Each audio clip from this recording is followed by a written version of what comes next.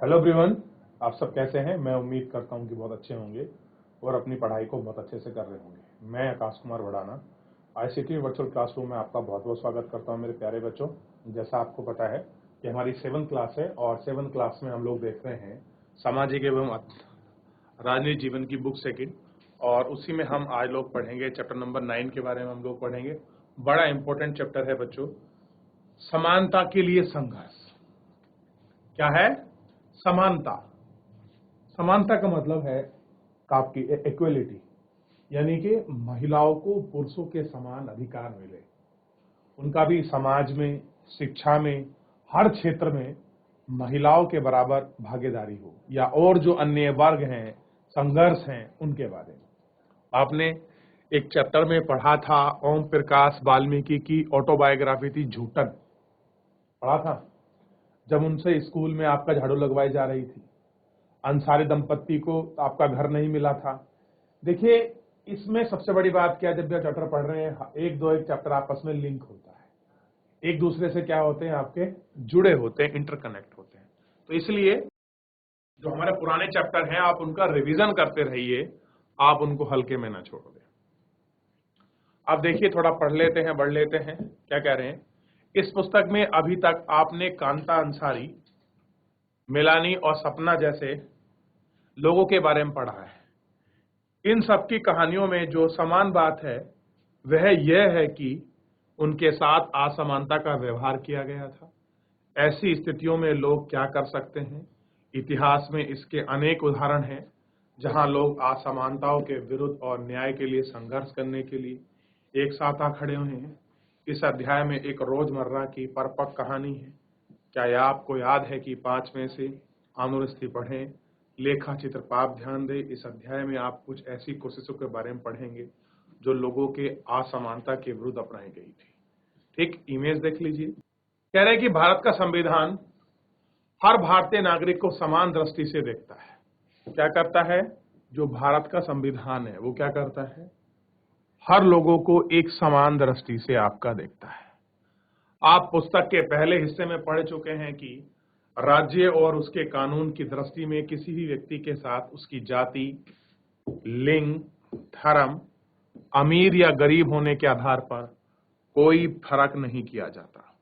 देश के हर वयस्क नागरिकों को चुनाव के दौरान समान रूप से मतदान करने का अधिकार है। मतदान की ताकत के जरिए अपने प्रतिनिधि की चुनती और बदलती रहती है।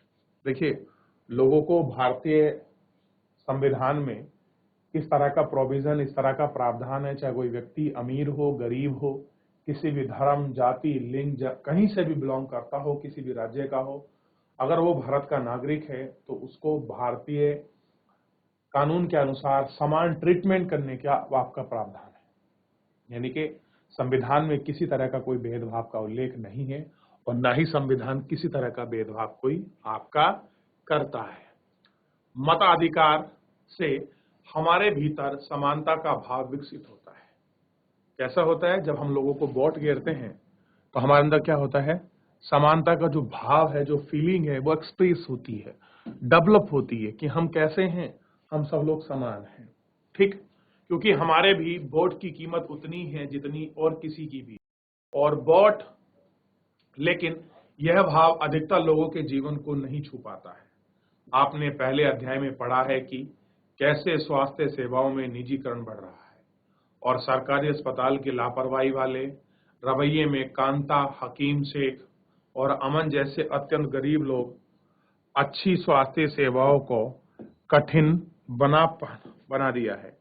ये लोग जो महंगी चीजें, स्वास्थ्य सेवाओं पर बोझ नहीं उठा सकते हैं, उन महंगी चीजों पर आपका जो बोझ है वो नहीं उठा सकते हैं। इस तरह देखते हैं कि एक बूढ़ी औरत जो अपने घर में अच्छा अचार बनाती है, बड़ी कंपनी के लंबे चौड़े विज्ञापन पर खर्च और अन्य संसाधन पर कमजोर है। अब देखिए, कोई बूढ़ी औरत है, अपने घर में बड़ा अच्छा अचार बना सकती है, लेकिन वो इतना लंबा प्रचार प्रसार नहीं कर सकती, विज्ञापन नहीं दे सकती जिस तरह से और कंपनी जो एडवर्टाइजमेंट करती हैं वो उनके पास नहीं है। तो कहीं ना कहीं वो उनसे आपका मार खा जाती है और उससे पिछड़ जाती है। सपना के पास भी पर्याप्त संसाधनों की कमी थी, इसलिए उसकी अपनी रुई की फसल उगाने में साहूकार से उधार लेना पड़ा। यही कारण है कि मजबूरी में अपनी अच्छी फसल की कम कीमतों पर बेचना पड़ा। यानी कि फसल कैसी थी? फसल बहुत अच्छी हुई थी, लेकिन क्या हुआ, उसको कम कीमत पर बेचना पड़ा। देश में मालनी की तरह से घरेलू काम करने वाले लोग, महिलाएं जो लगातार मेहनत से दूसरे के घरों का काम कर रहे थे, उसके बाद वे अपमानित होने के लिए विवश किया गया, क्योंकि वे संसाधनों के अभाव में स्वयं का कोई काम नहीं कर पा रही थी। गरीब और संसाधनों का अभाव आज भी भारतीय समाज में विषमता और असमानता का सबसे बड़ा कारण है। किसका है? विषमता और असमानता का आपका सबसे बड़ा जो कारण है वो आपका बना हुआ है। दूसरी ओर अंसारी दंपत्ति के संसाधनों के ना होने या कम होने के कारण असमानता झेलनी पड़ती है। क्या करनी पड़ती है? जो असमानता है वो आपका झेलनी पड़ती है। वास्तव में जब उनके पास किराया देने के लिए पर्याप्त पैसे थे, तब वे एक मकान में रहने के लिए 1 महीने भर में भटकती रहती थी। लोग उनके धर्म के कारण उन्हें मकान देने से हिचकिचाते रहे। ठीक इस प्रकार स्कूल के अध्यापकों ने ओम प्रकाश वाल्मीकि के स्कूल के दौरान मैदान महज इसलिए साफ करवाया क्योंकि वे दलित थे। आपने पढ़ा है कि ओम प्रकाश वाल्मीकि से किस लिए मैदान साफ करवाया था? वो आपके टीचर ने, इसलिए टीचर ने आपका स्कूल साफ कराया था क्योंकि वो दलित थे।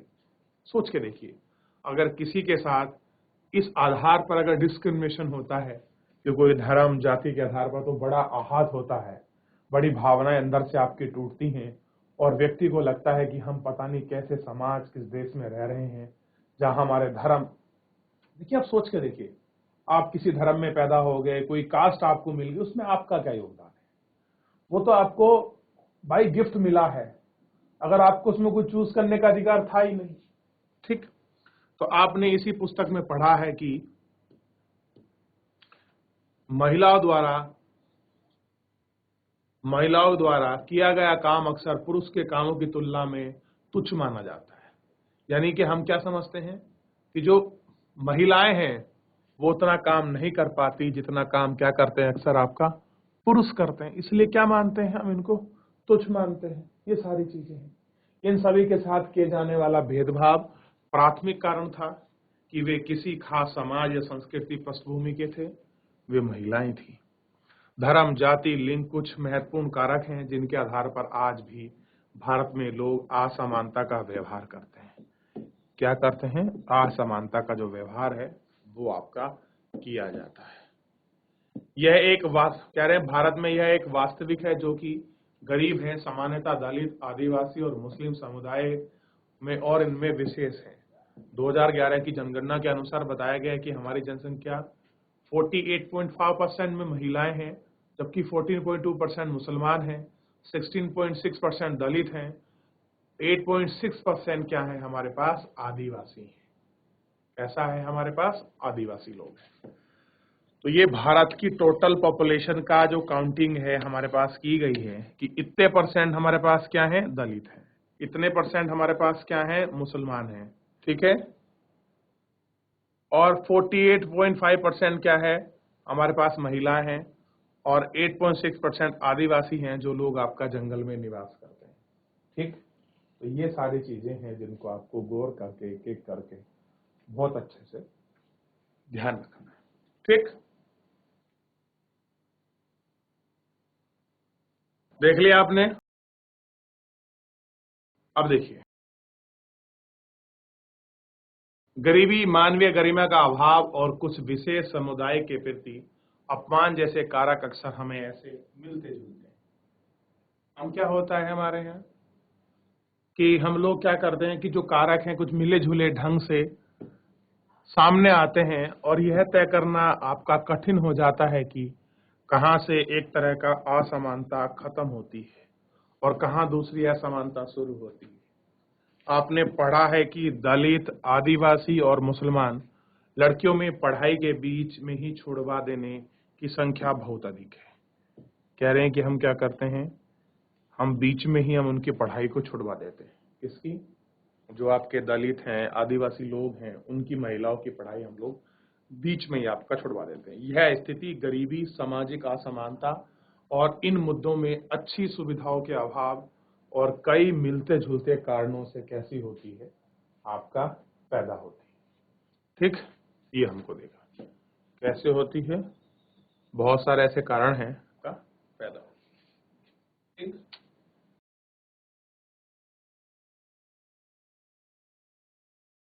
चलिए, तो अभी जितना पढ़ा है इसको गौर करके देख लें। कोई भी क्वेरी है, कोई डाउट है, आप मुझसे पूछिए। चलिए, तो इस तरह से आपने इसको देखा, आगे बढ़ते हैं।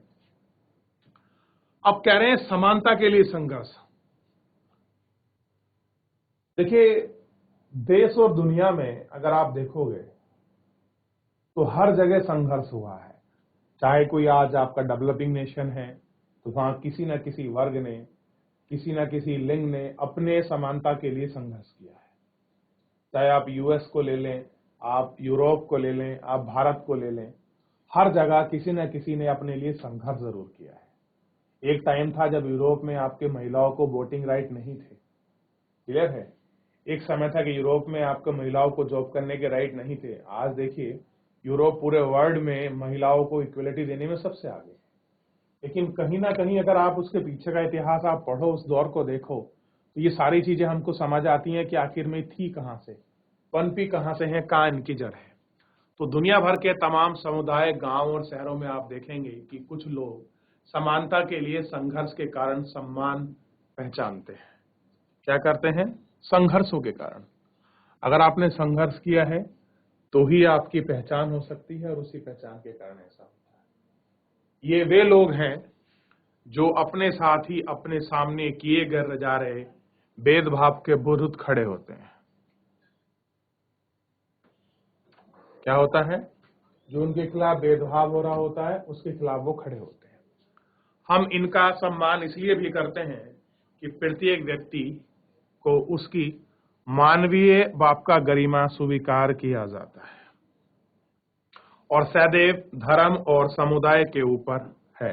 इसलिए लोग बहुत विश्वास के साथ अपनी समस्या का समाधान करने के लिए बुलाते हैं। कैसे बुलाते हैं? अपनी समस्या का समाधान करने के लिए उनको बुलाते हैं। ठीक,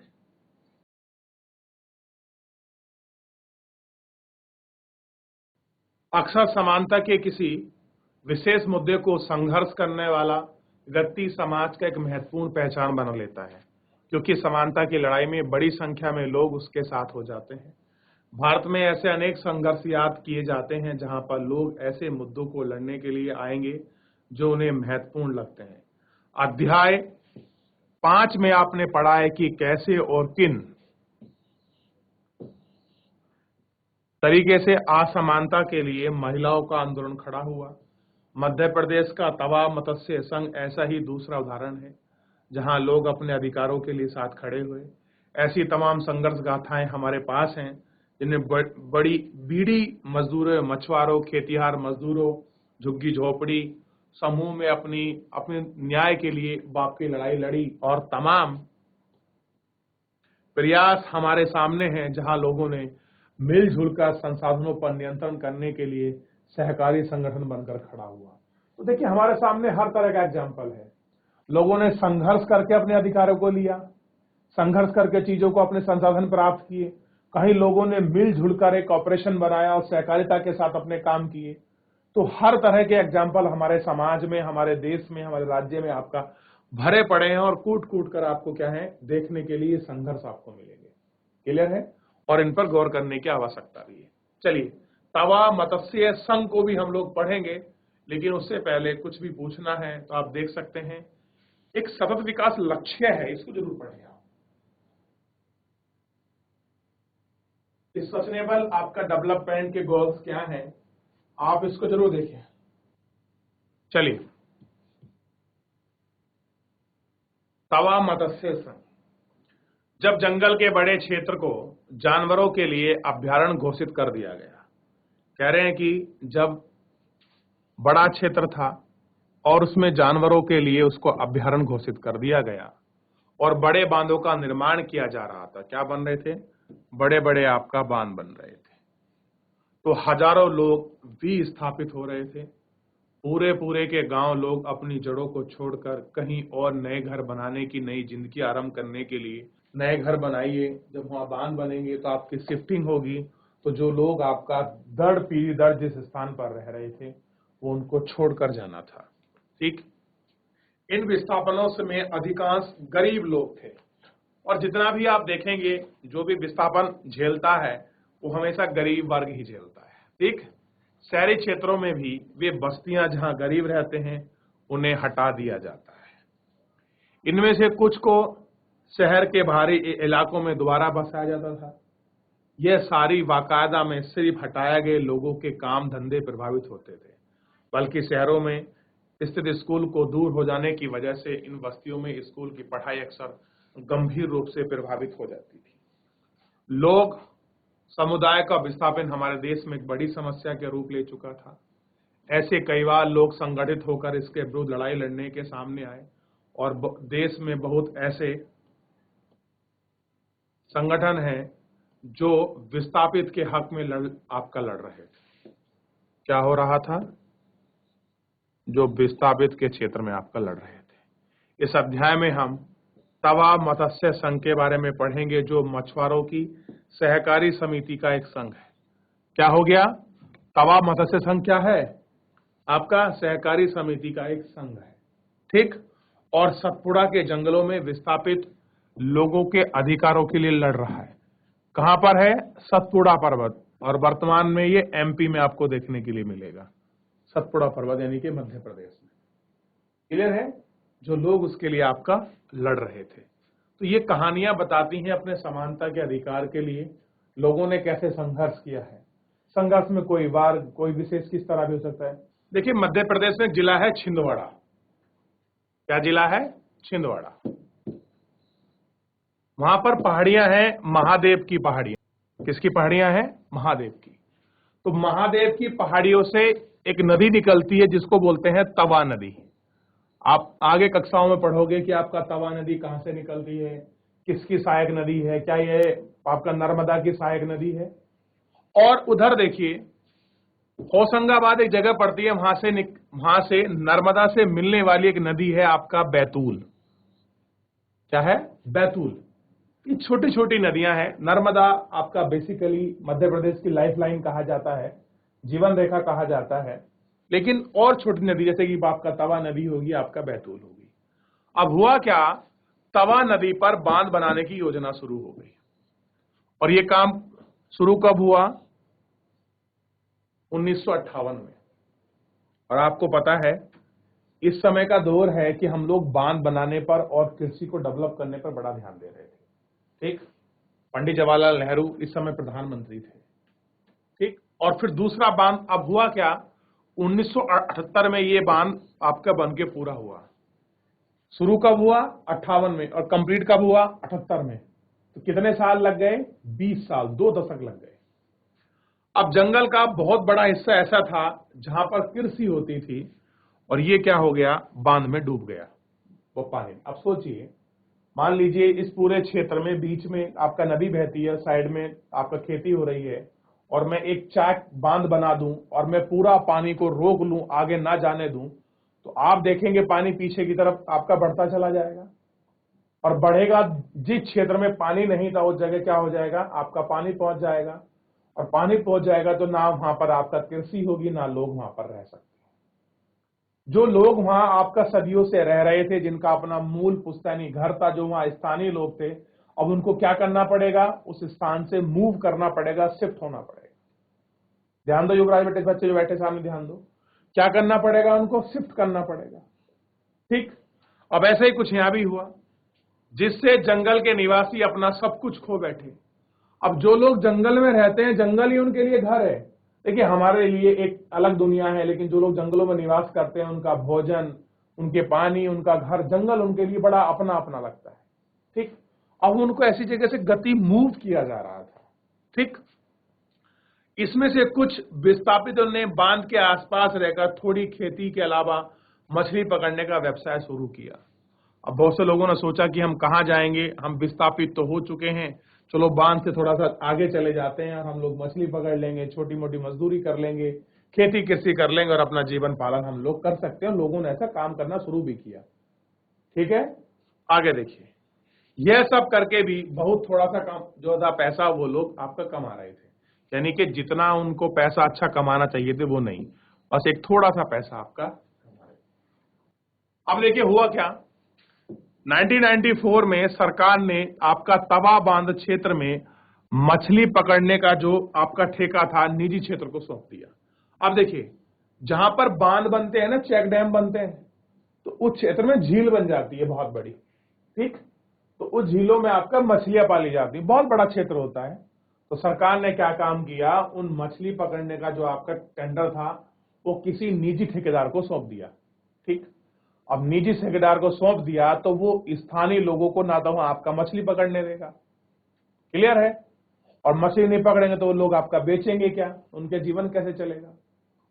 और फिर वो लोग क्या कर रहे थे, वो श्रमिक जो आपके मजदूर जो आपका मछली पकड़ते वहां काम करते, वो बाहरी क्षेत्रों के ला रहे थे, ना कि स्थानीय लोगों को लगा रहे थे।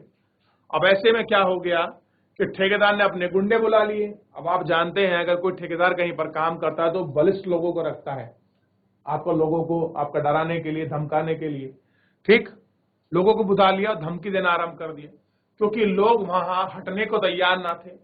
गांव वालों ने एकजुट होकर तय किया कि अपने अधिकारों की रक्षा के लिए लड़ने और संगठन बनाकर सामने खड़े होने का वक्त आ गया। अब लोग कैसे हो गए, लोगों ने कहा कि भाई अब तो हमको अपने हक के लिए लड़ना पड़ेगा, हमारा जंगल, हमारा जमीन, और हम मछली नहीं पकड़ सकते, बाहर का आदमी उसको बेच रहा है, तो ये तो नहीं चलने देंगे हम। किसने कहा, महाकाल की पहाड़ी क्षेत्र में आपका जो जनजाति, जो लोग आपका तवा नदी के पास पड़ोस में रह रहे थे, वो लोग इसलिए कह रहे हैं। इसलिए संघ का नाम भी क्या पड़ा, तवा मत्स्य संघ। तवा मतलब जो आपकी तवा नदी के पास पड़ोस में रहने वाले लोग थे, मत्स्य मतलब मछली के लिए आपकी लड़ाई हो रही थी, उस संघ का नाम करा। ठीक, अब लोग क्या बना रहे हैं, संगठन बनाकर वक्त आ गया। लोगों ने कहा कि अब हमको संगठन बनाकर एक साथ चलने की जरूरत है और एक साथ खड़ा होकर काम करने की जरूरत है। तो उन्होंने क्या बनाया, एक संगठन बनाया, तवा मत्स्य संघ। ठीक, बनाया। अब नव गठित तवा मत्स्य संघ यानी कि TMS ने सरकार से मांगे की कि लोगों के जीवन निर्वाह के लिए, जीवन निर्वाह का मतलब है जीवन जीने के लिए, बांध में मछली पकड़ने का काम को जारी रखने की अनुमति दी जाए। और यह मांग करते हुए चक्का जाम कर दिया। चक्का जाम का मतलब है कि पूरे लोग रोड पर उतर आए, ना किसी को आने दिया ना जाने दिया, और सरकार से अपनी मांग मनवाई। उसके प्रतिरोध को देखकर सरकार ने पूरे मामले की समीक्षा के लिए एक समिति गठित की। समिति ने गांव वालों के जीवन पर्यापन के लिए मछली पकड़ने का अधिकार देने, ठीक, की अनुशंसा की कि हमको इस तरह का काम मिले, इस तरह से हम मछली पकड़ें, कुछ ऐसा प्रावधान होना चाहिए। अब 1996 में मध्य प्रदेश सरकार ने तय किया कि तवा बांध के जलाशय मतलब जो झील है जहां पानी इकट्ठा होता है, मछली पकड़ने का अधिकार यहाँ के विस्थापितों को दिया जाएगा। यानी कि वही लोग मछली पकड़ सकते हैं जो लोग यहाँ से आपका विस्थापित हुए हैं, यानी कि जो इनके यहाँ घर थे वो लोग मूव कर गए हैं, वही लोग यहाँ पर करेंगे। 2 महीने बाद सरकार ने तवा मत्स्य संघ को बांध को मछली पकड़ने के लिए 5 वर्ष के लिए लीज का मतलब होता है पट्टा, यानी कि किराए पर दे दिया। ठीक, और इस तरह 2 जनवरी 1997 को तवा नदी के क्षेत्र में 33 गांवों के लोगों के लिए नया साल शुरू हुआ। कितने गांव से आ रहे थे, 33 गांव। अब 33 गांव के लोग मछली पकड़ो, बेचो, वहां की वन संपदा को बेचो, कोई टेंशन नहीं। तो इस तरह से उनके जीवन में एक नया सवेरा आना शुरू हुआ। क्लियर है? चलिए, फिलहाल इसको देख लिया। तो मेरे प्यारे बच्चों, कुछ पूछना है, कुछ डाउट है, कुछ क्वेरी है, आप पूछ लीजिए। ठीक, कोई भी क्वेरी हो, कोई भी प्रश्न हो, फिर इसमें आगे बढ़ेंगे। चलिए मेरे प्यारे बच्चों, फिलहाल आज के इस लेक्चर में इतना ही। मिलते हैं नेक्स्ट लेक्चर में। तब तक अपना ध्यान रखिए, स्वस्थ रहिए, अपनी पढ़ाई को बहुत अच्छे से करते रहिए। मुझसे जुड़ने के लिए आपका बहुत बहुत धन्यवाद।